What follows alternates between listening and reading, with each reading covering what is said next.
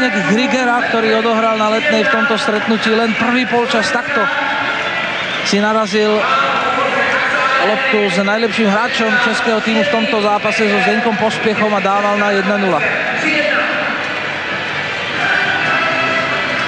Zdeněk Pospěch potom napálil břevno, tam byl skutečně velmi blízko té zasloužené sladké gólové odměně.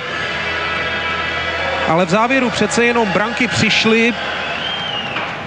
Nejprve za Jaromíra Blažka, který už byl po střele Kysela překonán, zaskočil na brankové čáře Koller, ale v 77. minutě už se ukazatel skóre pohnul. Marek Kulič zvýšil po nedorozumění slovenské defenzívy na 2-0.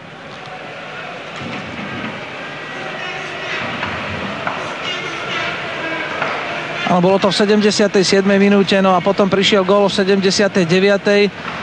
ktorý bol vlastný a dal si ho Kadlec po tejto akcii Karola Kysela a Stanislava Šestáka. No a záverečný gól potom dal v 83.